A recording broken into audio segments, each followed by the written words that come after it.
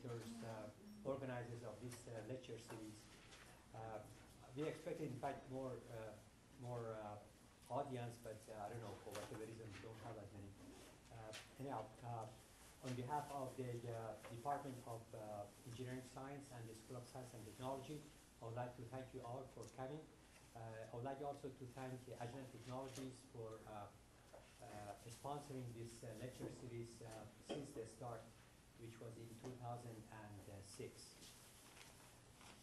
Before I start introducing our guest speaker for today, I would like to say that on November the 18th, that is 2 weeks from now, we have another interesting talk titled 10 Gigabyte Fiber to the Home by Dr. Glenn Kramer. He is a technical director on Ethernet access in Broadcom Corporation.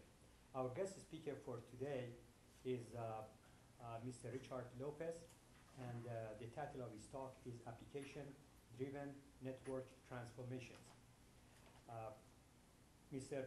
Richard Lopez is the Director of Product Line Management of Packet Systems at Scion. By the way, Scion, you know that it's in Petaluma. He has worked for Scion since 2007, where he started as a software engineer responsible for the company's packet architecture and moved to Director of Software Engineering Packet Services. Richard has over 15 years of experience in telecommunications industry.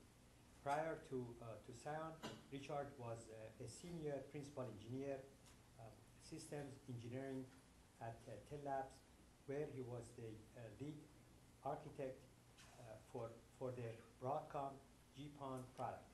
Richard was also director of system software at Mahi Networks, where he was responsible for the platform, data plane, and transport software groups. Prior to working in telecommunication, Richard was a senior hardware engineer at Lockheed Martin Tactical Aircraft Systems Division, where he worked on automated test systems for digital flight control systems. Richard holds a Bachelor of Science in Electrical Engineering from Oklahoma State University. So here is Richard.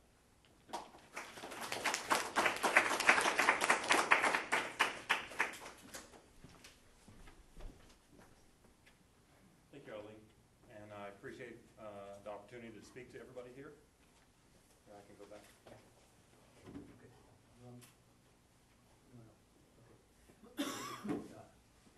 Let's do it like this. Sometimes with the mouse. Or do you want to start here? Yeah, I need to go back. All right, I'll go back.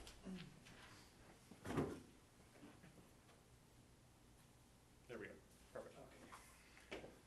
So today's talk, I want to discuss about application-driven network transformations. So we want to talk about how applications that we use every single day drive transformations in the network.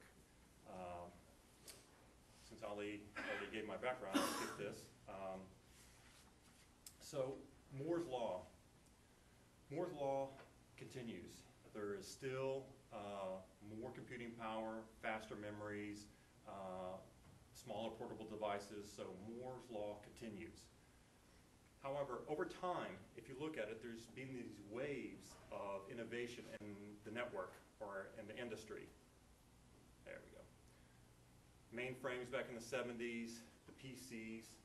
What's interesting here is with mainframes, you had centralized computing. Then you had distributed computing, client-server, innovations in the internet. But today, what you're starting to see is what's called ubiquitous computing, which means everybody has a computing device. Everybody's phone, all the smartphones have computing. So it's ubiquitous computing. And you're starting to see a migration back to centralized computing. And I'll get to that in a little bit of how that is. So there's been a lot of innovations which empower new application development. So let's take a look at the wireless. So wireless have starting to see 3G, 4G, LTE, WiMAX, and Wi-Fi. That has driven new applications being written. Everybody, again, is downloading tons of applications to their phones and their iPads. The other thing that you're seeing is with the more computing power, you're starting to see a lot more content, video content, being driven into the network. So as you can see some of the data here, that top 10 video websites currently generate over 350 million visits per month. And the projections in 2013 is that over 90% of the computer internet traffic is going to be video traffic. Of course, everybody knows about gaming and HD. That's also going to put a load on video in the network. And most of this video is unicast video. It's not broadcast. So initially there was broadcast video, so you would have channels that would, a single channel stream that everybody would be watching, and that's what a lot of cable does today. But I think what you're starting to see now is more unicast flows from the internet into the network. So this is probably one of the main areas that there's been a lot of innovation and that's driven a lot of application development is the mobile. And so in the mobile network, everybody is starting to see a lot more video on their smartphones. You see a lot of YouTube. I was watching the World Cup at a party on VCast on my phone because I couldn't be next to my TV. FaceTime with iPhone, being able to have video calling. And so the boundary between the mobile and the PC is starting to blur. But if you look at it, this is basically showing you over the past couple of years the amount of web traffic that the mobile network is putting on the internet. And right now it's only 1.2%. So everybody surfing the web on their phone is actually only accounting for 1.2% of the all of the internet traffic. So I was recently at the, over the last couple of days, I was at an Ethernet Expo conference in New York. And there's a couple of main themes that came out of that. One is wireless backhaul. And wireless backhaul means how do you get that traffic from the cell tower into the network? And that's a major problem for a lot of the network providers that have to basically get that traffic from the cell tower. You're starting to see bandwidth from cell towers into the network of, 6 months ago we were seeing requests for like 20 and 30 megabits per second from each cell tower into the network. Now you're starting to see requests for 100 megabit per second and 300 megabits per second from a cell tower into the network. So how do you get that data, all that data from those cell towers into the network? How does that impact the network? And then once you get it from the cell towers to that first switching point, how do you get it deeper into the network where all those video servers are? And so that's where applications start to have a lot of impact on the network. And if you think about it, it is just beginning. I mean, think about how PCs in the beginning only had like, 1200 baud, 9600 baud modems. And then there were starting to be more applications and more bandwidth and more applications, more bandwidth. Well, we're just starting to see the amount of bandwidth grow in the wireless, in the mobile backhaul, because today the cell phones, you're probably getting maybe 500 megabit, if that, from your cell phone into the network. Well, not 500, 1 megabit into the network. With LTE, there's going to be 100 megabits per second from cell phones into the network. Great impact on the network infrastructure. Over-the-top TV. Over-the-top TV is basically TV on top of the internet. And so you're starting to see a lot more content driven from the internet, video in the internet. So like the BBC showed over 5,000 hours of Olympics on their website. Shows are starting to have specialized content. Television shows are starting to have specialized content. But you're also now starting to see a switch for providers like Apple, like Google TV, to actually have that television channels up in the internet now. And that's how people are starting to get all their television shows, all their shows that they want to watch. It's personalized television. And so this is driving a lot of changes in the network for two reasons. One, more bandwidth, but also how the traffic is, what's the distribution in the network, what's the traffic patterns in the network. One of the things like Netflix and YouTube. And Netflix is an interesting example. 18 months ago, Netflix said that they were going to start distributing streaming video from, instead of doing, or in addition to DVDs. So 18 months later, after they put forth this initiative, 20% of the downloaded traffic during peak hours is actually Netflix traffic now on the internet. So over an 18-month period, all of a sudden, 20% of the internet traffic, download internet traffic, is from Netflix. I mean, how quickly the applications change and how quickly that impacts the network has dramatic effects on the network topology and the technologies driving the network. This is another big area that has changed, and another big area that was discussed at the conference I was just at, and it's around data centers. And so when we talk about data center is where all the traffic for like social networking, like Facebook, social media, when you're uploading your YouTube videos, it's all going up into the data center. Blogging, hosted services like Gmail and like Salesforce.com, it's all starting to change. A lot of data is now being sourced out of the cloud. Like for example, at Scion, we use Gmail exclusively for our corporate mail, where traditionally, up until that point, a lot of people still had Microsoft Exchange servers sitting in their corporate, network. They would have a big Exchange server, and that's how they would do email delivery. That's not how it is anymore. A lot of people are starting to push IT applications up into the cloud. It's more cost effective. There's economies of scale. If I'm not actually needing that bandwidth or those compute powers, I don't have to pay for it. But if I do, I can instantly upgrade and get more compute power. Instead of having to go buy another server, more memory for my server, more CPU, I can just host it in the cloud and get more economies of scale.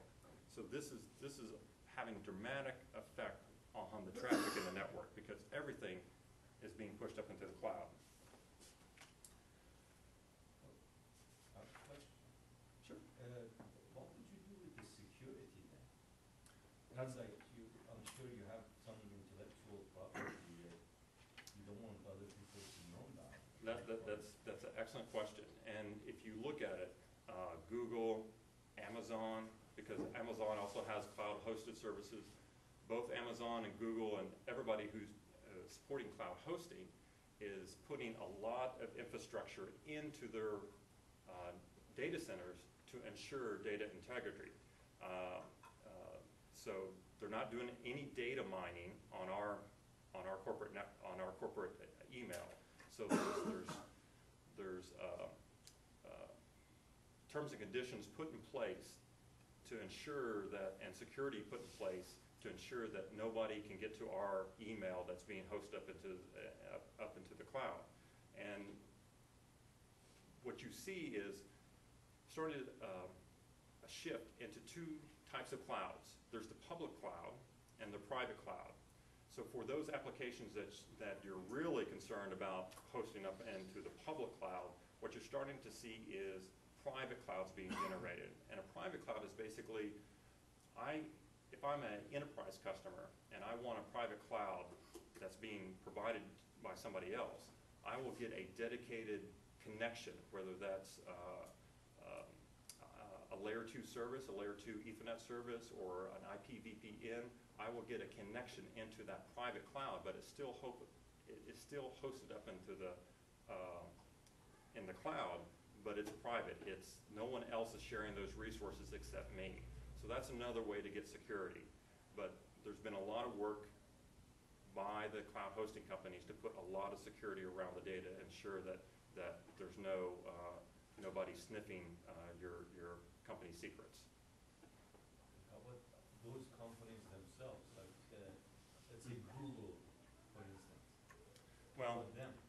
yeah, that's a good point. And I guess the way I look at it is that if there had to be, I'm sure Google, I'm not sure how they do it internally, but my guess is they really separate the people, the employees that have control over the email accounts are separate from other parts of the company. So I'm sure they have tight restrictions internally to Google to ensure nobody gets that data. But the other thing that I see is that if there were to be a breach, and that were to become public, that there was a breach, then no one would trust Google anymore. And then, of course, that would, Google stock would be bottom out. And so I see it as they have a business necessity to ensure that the data that is being stored on their servers are secure and that nobody, even in the company, can get access to.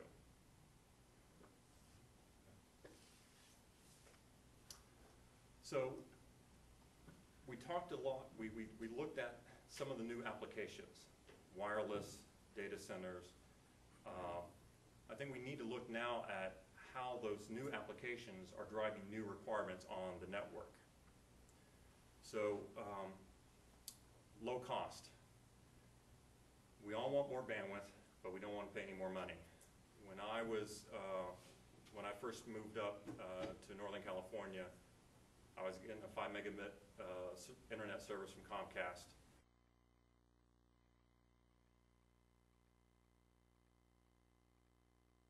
I think it was like $39 a month. Well, now I'm getting 20 meg and I'm still paying $39 a month.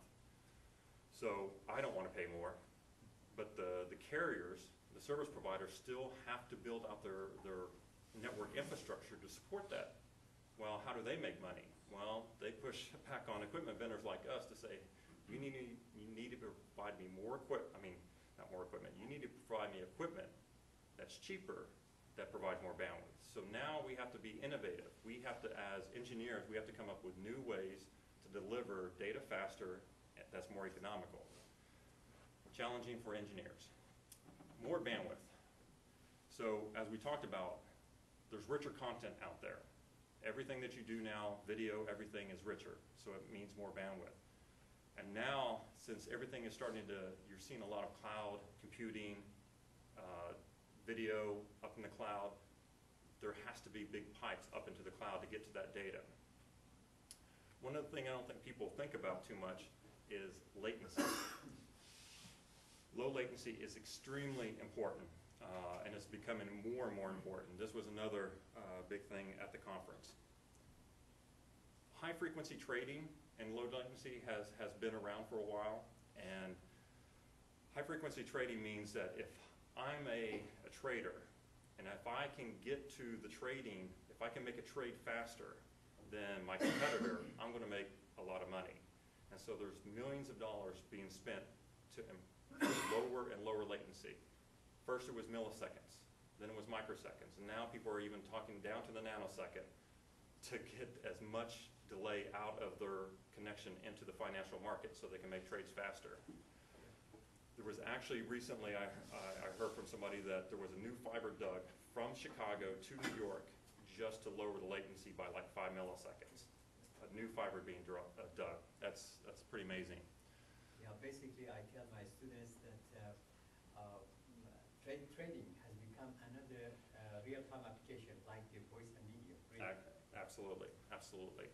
So the other thing that's going to happen is low latency access to the cloud. And this was highlighted at the conference as well, that a service provider was saying that they wanted 50 millisecond round-trip delay for application. They have an application that they need to be sitting in their enterprise, a customer in their enterprise wants to access all the way up into the cloud to an application being served in the cloud, back down in 50 milliseconds. So as more applications are being hosted in the cloud, gaming, things like that, you want low latency round trips so you can have that fast response time. So low latency is very important moving forward. So all those applications actually have impacts on how the traffic patterns in the network. So 20 years ago, a lot of traffic was being switched locally. All the voice, when you're making voice calls, landline voice calls, to your neighbors and things like that, that was all being switched locally. But now, because more and more video content, cloud hosting, all that data is now being pushed back up into the cloud. So the traffic patterns in the network have changed. A lot more transit traffic. As you go through these intermediate nodes, if I'm surfing to a website and I go through those intermediate points, you know, I don't want to be a lot of routing. I don't want to be locally switched. I want to be expressed, because when you express, that means you have the lowest latency. If you have to go and look at all the layers of the stack, if you have to go all the way up to layer 3 to route it, that adds latency. If you can route it on a lambda and just take an optical signal and bypass it, that will give you the lowest latency. So the traffic patterns are changing. So every 2 years, there's a internet report put out called the Atlas Observatory Internet Report. And this actually gives you very tangible data on how the impacts of the network or the applications are having the impacts on the network. So let's take a look at this. And I just want to highlight a couple of things. Look at the video. The video between 2007 and 2009 increased by 67%. That's huge. But look at the peer-to-peer.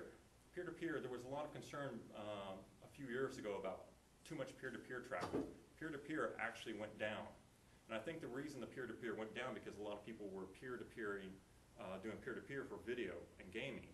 Well, now all that's being pushed up into the cloud. So you see more internet traffic being driven by video and by games. Both of those had big increases over the last 2 years. And this report you can get on the internet, so it's fascinating to see some of the data that they pulled together. This is another one, again, to kind of validate with real data the impact of cloud hosting. So back in 2007, it took thousands of ASNs, which is autonomous switching nodes, and this is basically around BGP routing. And so to get to 50% of the internet traffic, you had to basically go through or count up thousands of those ASNs. Well, now 150 ASNs and you're already at 50% of the internet traffic. So only 150 ASNs are accounting for 50% of the total internet traffic. So that's a dramatic change in just 2 years. And so this is, I mean, you can just see this shift to cloud computing, and it's having a dramatic impact on the network. So let's talk about, just quickly, some innovations in technology in the network. So in the access network, going out what we call the last mile, and that's basically going all the way out to the home. You have VDSL2. VDSL2, and it's amazing how much bandwidth they're squeezing out of those copper pairs still. 20 meg and 40 meg internet services. I saw recently that Quest was offering a 40 meg internet service over VDSL2. They're having to shorten some of those copper links, and they're using technologies called fiber to the node or fiber to the node or fiber to the curb, and that means they're taking fiber to a residential area and then running copper from there to each of the homes. Cable, again, you can get internet service up to 50 meg on cable, and that's going to grow too, because cable is competing with PON, passive optical networking, and that's basically what's called fiber to the home.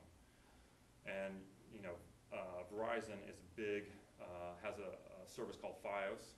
I don't think they do it here in California yet, but it's big on the East Coast. and they deliver 50 meg to the home, but they're taking the fiber all the way to the home, and that's going to grow. Mobile technologies we touched on already, 4G, LTE, WiMAX, and with LTE, they're talking 100 megabits per second download to a phone with LTE technology. Transport technologies, and this is where Cyan, the part of the network that Cyan plays in. So dense wave division multiplexing, basically multiplexing different wavelengths of light onto a single fiber. 40 channel and now 80 channel lambdas on a single fiber. So typically the technology, the rate today is 10 gigabits per second. So if you multiply 10 gigabits by 80, that's 800 meg on a single fiber. Ethernet, IP MPLS, 40 gig and 100 gig. This is another big shift just recently.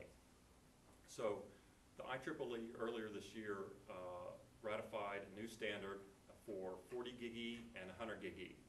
So for client-side delivery, those have been ratified. And now in the transport domain, they're starting to talk about 40 gig and 100 gig. And so that would be 100 gigabits per second per lambda. So now you multiply up 100 gigabits per second times 80 channels, and you get a lot of data on a single fiber. So this is all in reaction to the new applications and trying to get more bandwidth up in the network. Sure. Is this Sonnet? No, and that's one slide ahead of me. Oh. So one of the reasons that they need 100 gigabit is when we talked about data centers have to be redundant. And so there is, in the network, there's a lot of impact on the network to get inter-data center connectivity. And actually, that's actually where most of the bandwidth now is between data centers. Yes, there's a lot of data going up to the data center or up into the cloud, but interconnecting the data centers so they look virtual to us, that's where 100 gig and 40 and 80 channels come in. So TDM to packet.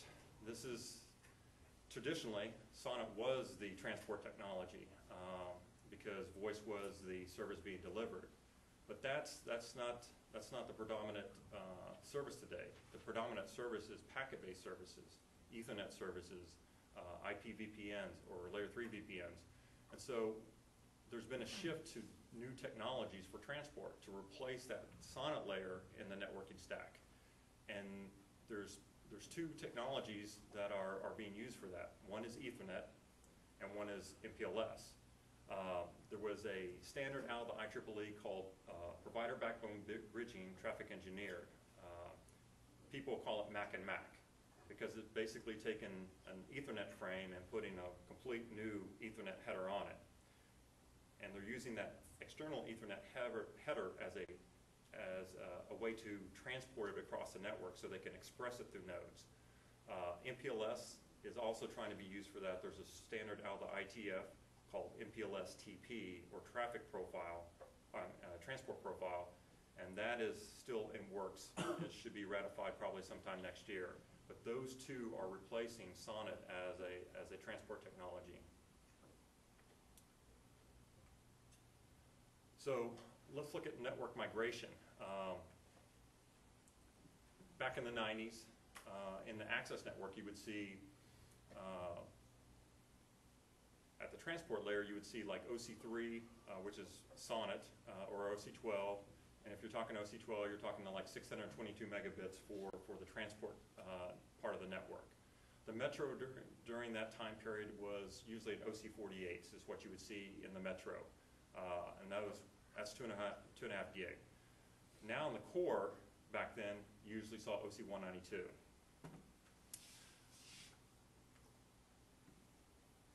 In 2000, basically you saw this shift to the left. OC48 was in the access, OC192 started to be in the metro, and then you started to see DWDM, MPLS as a technology in the core. And I want to point out here, in the 2000s you started to see more Ethernet, and so as Ethernet over Sonnet was starting to be you start to see a lot more Ethernet over SONET and starting in the 2000s. And you started to see DWDM, and that's that N by 10 gig. So 2010, what we see typically out in the network today is that in the aggregation you see 1 gig E to collect all that traffic out on those access rings. In the metro, you're starting to see 10 gig, and up in the core, you definitely see 40 and 80. But that's actually changing to like what we're showing here, which is on the access, you're starting to see 10 gig, and you're starting to see DWDM. For example, a couple service providers that we work with, because they're starting to see so much cell traffic coming from the cell towers, they're actually wanting to push DWDM all the way out to those cell towers, because if they want to serve 3 different mobile providers on a single cell tower, and each of those cell towers want 300 megabits per second, and then you have 15 cell towers on a ring, you're going to go above 10 gig. And so we're starting to see a big push for DWDM all the way out to the cell tower. Of course, if you're doing DWDM and 10 gig on the access rings, you got to have more capacity in your metro to do that aggregation. 100 gig is definitely coming, and a lot of equipment vendors are being pushed very hard by the service providers to get 100 gig deployed quickly. And then we're already being pushed in the metro for 40 channel and 80 channel running 10 gig. And then you just multiply that up for the core. 100 gig is definitely in the core, and in by 100 gig. So to conclude, applications definitely have a direct impact on how the network is architected. I mean, go ahead. One question. These 40 or 80 channels, are they different, let's say, vendors, or No, there's a specification, a certain out of the ITU, there's a definition of what's the wavelengths that you supposed to be using on. It's a certain band. It's the L band. I'm more on the packet side, so but it's the L band channels that they're putting on there. So it is fairly standardized. There's two. With DWDM, it's the L band, and then there's another band, I forgot what it is on what we call CWDM, coarse wave division multiplexing. And so when you go to the L band, the spacing is at 50 nanometer, I think, spacing when you get up to 80 channel. So there is a standard to define which channels you're supposed to be using with 40 and 80 gig. I mean, 40 and 80 channel. And then again, these are just like radio broadcasts. They have like different stations for different wavelengths, right? No, is that the same thing, or? No, this is basically taking 40 and 80 different wavelengths of light, Right. and multiplexing those up and putting them down a single fiber. But the content, what I'm asking is it the same way as the radio stations are? Like they have a particular wavelength that they are sending the information, and then we are tuning to those particular ones using radio. It is similar to that. It is similar to that. Yes. So when the wavelength that they're generating is a particular frequency as it's pushed down into the fiber. So one of the things that becomes complex when you're talking about DWDM is how long your fiber runs are. When do you have to do amplification? When do you have to do compensate for dispersion and things like that? Running DWDM is a very complex technology. I mean, it's amazing the advances in that particular domain, because 5 years ago you would have to some equipment you'd have to actually go in with pots to kind of tune, almost like you're saying, tune a little bit the dispersion or the amplification just to clean up the optical signal enough to get a good eye to basically deliver the signal down the fiber.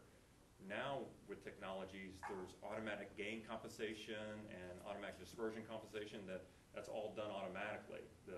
It's fascinating the advances that's happened in DWDM. Yeah, this is basically similar to the frequency division multiplexing. Yes, exactly. Very. Yeah. Whereas, for example, for the SONET and so on, we are using the TDM, almost like TDM now. Here we are using the Frequency. multiplexing. Yeah. It is frequency. Yes, down a fiber. Yeah. So applications have a direct impact on the network. And so that drives new requirements such as low latency and it has impacts on the traffic patterns, in which that forces the equipment and the service providers to be innovative in how we develop new networking technologies. And then more available bandwidth in the network. So, you know, usually when we're doing engineering, we actually go beyond. So we actually over-engineer the network a little bit so we can future-proof, but applications usually catch up, so people develop more applications, which means in the end, it's all cyclical. So application-driven network transformation. Thanks. All right, Q&A. Yeah, Richard, you told us about the trend in, which basically happening in the United States, as how the bandwidth is just growing, requirements growing from the access to the network and the core. Now, how is it going on in? Do you have the same sort of like trend in Europe and in China and so on? I mean, how is it? Yeah, it is. It is exactly the same. There was another conference I was at earlier, a couple months ago, called the Carrier Ethernet World Congress that they have in Europe every year. And same themes, wireless, because over in Europe, they're deploying LTE heavily in Europe. Yeah. And, you know, Telecom Italia, France Telecom, Deutsche Telekom, all those carriers over there are talking about having to build out their network, upgrade their network to be able to deliver that backhaul for that traffic from the cell towers to the into the network. One of the things that I noticed, because we went around and talked to some of the carriers over there, is that they seem to be actually, from an Ethernet perspective, ahead of the United States for Ethernet business delivery. So, you know, like Sign, when we wanted internet connectivity, we couldn't get you know, a gig E dropped into our office building. We had to do DSL. But over in Europe, you talk to everybody, and it was, you know, everybody was delivering business Ethernet services already over in Europe. I think because their cities are a little bit more concentrated, it's easier to deliver to upgrade those networks. We have much longer runs from the central office into office buildings, so it's easier for them, I think, to migrate. But when I talk here in the United States to some of the carriers, especially some of the smaller service providers, which you call tier 2 or tier 3 service providers, they're still, you have to educate them a little bit on, especially the transformation from SONET transport to Ethernet transport. Over there in Europe, they already bought into that. They already believe in that, and so Europe's a little bit ahead, I think, on Ethernet and packet-based transport versus the United States. Now, in China, they were more into the EPON type of thing. Now, how is it now when it comes to this type of thing? So I think, you know, from an access point of view, Asia was very much EPON. In Europe, DSL is still big because, again, they have shorter copper runs from the CO because their cities, again, are a lot more concentrated. In the United States, you see a lot more GPON now. You don't see much EPON in the United States. It's mainly GPON in the United States. There's actually new standards being worked called Lambda PON, which is putting multiple wavelengths on the PON. And So almost each home would have its own wavelength. It's pretty amazing. Yeah. And another question I have is, let's say that as you go from the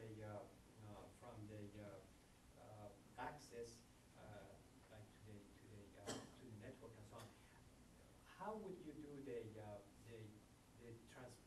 transformation? In other words, what's happening at the edge of the network that in fact your equipment is delivering? Yeah, I think what you're seeing. So at the edge of the network, what you want to do, and again, the two things driving is you want to lower latency and you want lower cost. So you want to switch at the lowest layer of the network as possible. So what happens, what you're starting to see is that you want to aggregate traffic as soon as possible into a container and then transport that container into a bigger pipe. And so what you see is on the access, you take the traffic, and it's typically Ethernet traffic, and it's typically VLAN tagged. And so you take that and you immediately encapsulate it into a container. That's right. Before it was SONET, now it's Ethernet again, using something like PBBT, or you put it into an MPLS tunnel, and then you aggregate that up and put that into a 10 gig. And then you want to switch that 10 gig at the lambda layer. So as you're traversing the network, as you're going from the access through the metro toward the core, if you can aggregate traffic and put it into a container like a 10 gig lambda, you just want to transport that across. Because each of those switching nodes, if you don't have to convert it back to electrical, if you could keep it optical, that's the cheapest way to transport it. So you want to transport it at the lowest layer possible. If you can keep it optical, keep it optical. And then once you get to a switching point, then you take it back out, move it into electrical, and then go up the layer stack. Look at layer 2, then layer 3. So what you try to do is switch at the lowest layer possible. That gives you that's how we're trying to solve the requirement from the carriers is I want you to deliver the bandwidth for me cheaper and lower latency. Yeah. And the only way to do that is to basically switch at the lowest layer possible, because when you're talking about switching at layer 3 at IP packets, you have to have a fairly big router. You have to have a network processor to basically do all those routing and all those routing lookups, all those IP lookups. At the lambda layer, if I'm taking a lambda and I'm just switching it through, it's just light. I don't have to do anything to it. It's free basically. It's switching it through an intermediate node, and so you aggregate the traffic up and move it along. I pick up a 10 gig here. I go to the next node. I pick another 10 gig up or a 10 gig wave, and so I now have 2 10 gig waves, and I keep on going around the ring. And then it's the cheapest way to do it. Yeah, just following the dot-com boom, there was a huge build out of fiber in the core network, and they were saying that it was like overbuilt, and that we had a lot of dark fiber in the core network. Has that been saturated now, or? Yeah, it has, and that's an interesting thing, and that's where it's all cyclical as well. Is that what you'll see is an overbuild out in one area of the network, like the core or even the metro, right? And then the access network starts to be the bottleneck. Okay. So back in early 2000, mid-2000s probably, early 2000s when they started to overbuild the core. Right. And so the access was the bottleneck. So 2004, 2005 in there, that's where you started to see all the innovations in the access part of the network. That's where BPON came out. That's when Verizon started to come out with FiOS, and GPON started to come out, and high-speed, VDSL, advances. And so you started to see around mid-2000 the access network start to explode. And we all started using more internet traffic, and YouTube started, and so there was just a lot more traffic going down into the access. The wireless backhaul, because with wireless backhaul, you're still using Ethernet and things like that to get the traffic from those cell towers. All that access, and that's all considered access build out, started to put strains on what's called metro or middle mile, and now that's where we're kind of focused at as a company. We're trying to upgrade that, help the carriers upgrade their infrastructure in the middle mile, but at some point that goes into the core, and the core will have to get upgraded again too. And I think that the big carriers like Verizon and AT&T have already started to talk about upgrading their core because they see that shift too. Because again, all that data center traffic is setting up in the core. All those data centers are considered part of the core. It's interesting because Verizon, again, trying to make things cheaper, talks about what's called hollow core.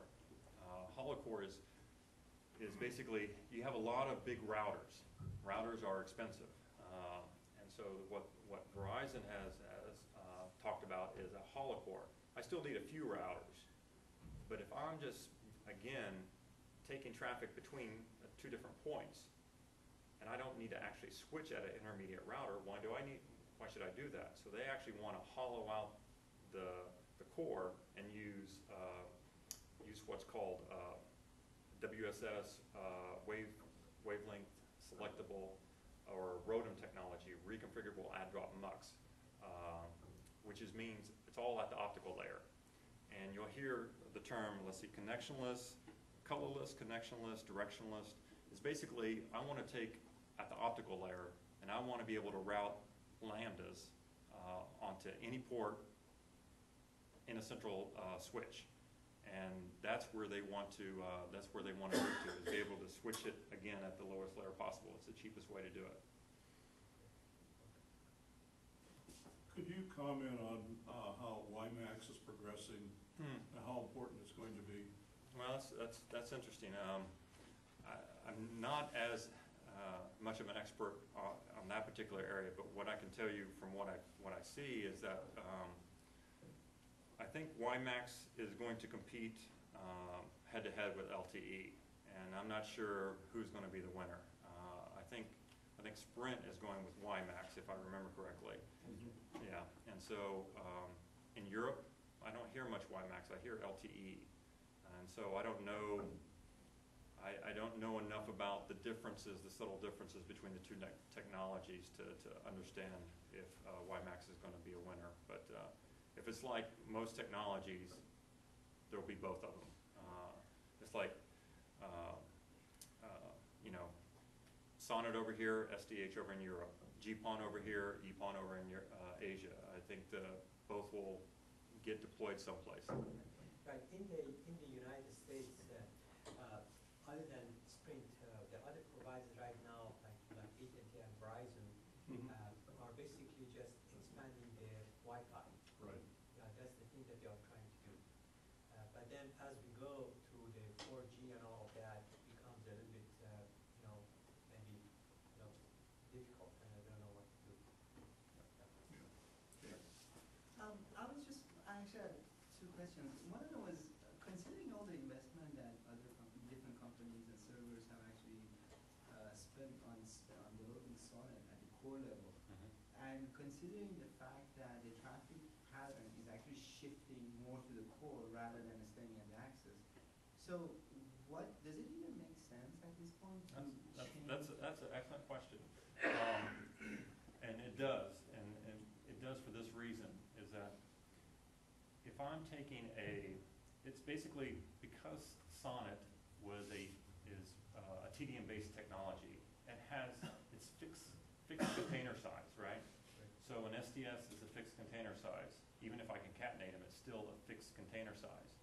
And so what the problem that leads to is if I want to, packets bursty, and so you can't dynamically grow those STSs easily. I mean, yes, there was virtual concatenation and LCAS, but those technologies were never architected to deal with the burstiness of packet traffic.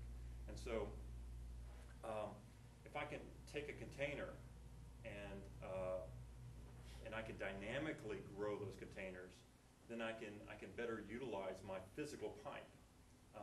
So can I draw on the board? Oh, yeah.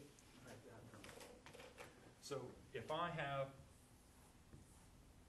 a 10 gig E right here, and I have another container in here that's going in there, I'll just draw it like that. If I have a container in here that's 5 gig, let's say 3 gig, I have another container in here that's 5 gig, and another that's 2 gig. Well, if this 5 gig, let's say this is high priority traffic, you know, I want to guarantee that this traffic is getting through all the time. It's the most important traffic. Let's say it's video traffic, so it needs, you don't want to lose any of your video stream because your television will get all digitized. So I want to guarantee this traffic. Let's say this is internet traffic, right? If I'm not using the full bandwidth of this container right now, I want to be able to burst up. I want to use that unused bandwidth because it's cost me a lot of money to dig this fiber and put this 10 gig E down. I want to maximize that container. And so if I can dynamically burst up and use the unused bandwidth where this is not, then that's a better solution to the problem. Sonnet doesn't allow you to dynamically grow that data, those pipes for transporting Ethernet or IP down them. And so that's why you want to be able to have a different technology like we're using. We call it, the industry calls it connection-oriented Ethernet transport. It's basically using a packet-based technology to transport packet. And so you can now, if this is, let's say this could be an MPLS LSP, or this could be a what's called a TESI, or a Traffic Engineered Service Instance. That's the PBBTE technology. If I can dynamically grow that, I'm maximizing my pipe, and packet is bursty, and so you can, that's why people are moving away from Sonnet. And the other interesting thing is that Sonnet is, for some reason, still extremely expensive. I mean, you would think that over time the prices of an OC192 would have dropped, but it hasn't dropped that much. But I guarantee you, I can get a 10 gig E port much cheaper than I can an OC192 port. Same rate, it's 10 gigabits, but this is much cheaper. One of the reasons it's much cheaper is because Ethernet has become commoditized. I have Ethernet at home, everybody has Ethernet at home, we all use Ethernet here. The chip manufacturers who are developing Ethernet for the enterprise can now take that core technology and then repurpose it for transport, for the carrier network. So, you know, they can, it's economies of scale again. It's the commoditization of Ethernet. Answer? Yeah, it's just, the assumption is that at the core level, the traffic is bursty, but I mean, the burstiness is really, it's much more, for example, at Access and Metro rather than the core. Yeah, and the core, because the amount of bandwidth that has grown has gone beyond just a OC192. It's now DWDM. They're looking more at just putting it into a wavelength. So I've muxed up, I've aggregated within the access to network or within the middle mile or the metro network. And now once it gets into the core, it's just a wavelength. They're just switching on wavelengths. They're not looking at the Sonnet layer anymore in the core. They're just switching on the lambdas. Because it doesn't go beyond 192. OCNet 192. But one other question, Sure, what exactly is Sonnet doing? Like, are you focusing on IPGFPLS or? Oh, no. Cyan, there's a new product category called packet optical transport, and it's called POTN, a packet optical transport node, and so we kind of play in that space. We have DWDM, so we have all the optical capabilities, and then we kind of stay at the transport layer. So there's another technology that's out there that was defined out of the ITU called OTN, Optical Transport Network. And the OTN layer and the standard was defined for managing DWDM.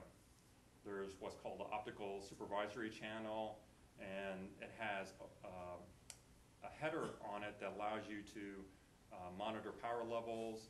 It has forward error correction, and so it allows you, what forward error correction does for you, it allows you to go longer distances on a fiber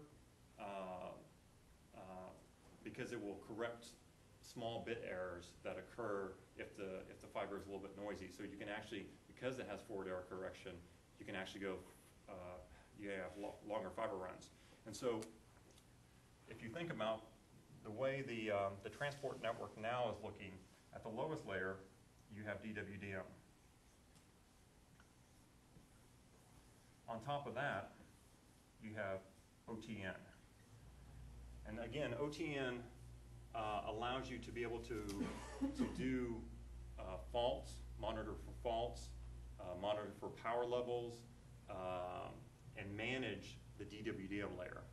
On top of that, there's what's called the Connection-Oriented Ethernet Transport Layer.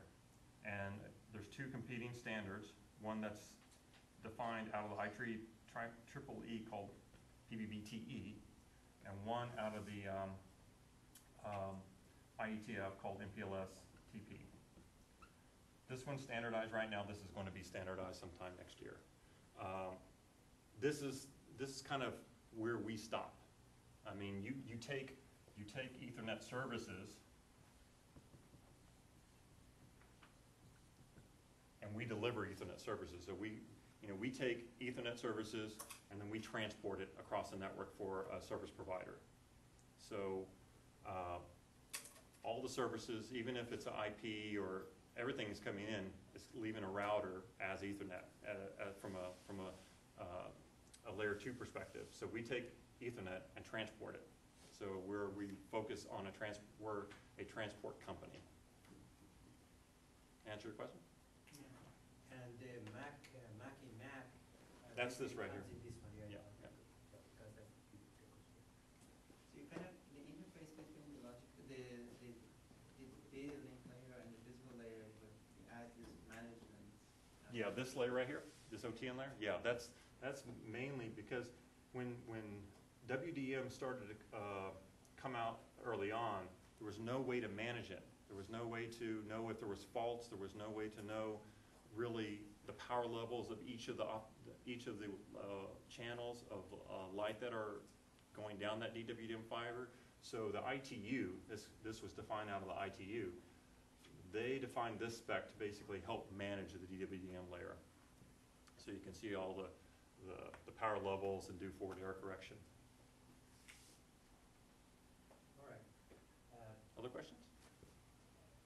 I just have one Sure, real quick. go ahead. Has the stimulus helped you, the $6 billion like broadband stimulus? Yes, it has. We have engaged with some of the service providers that have won the broadband stimulus package. So yeah, and we at least have, I think, a couple of wins on those, and we have a couple more in the works. Awesome. Actually, there's a company, a service provider coming in to sign tomorrow that we're presenting to. That Sweet. is BBS money. Nice. So. All right. On behalf of the Engineering Science Department and the School of Science and Technology, I'd like to thank Richard Lopez to come here and give us such an informative and basically interesting talk, which basically is how the bandwidth is really growing and demand of that and the trend of that that we see in the future. So let's just give an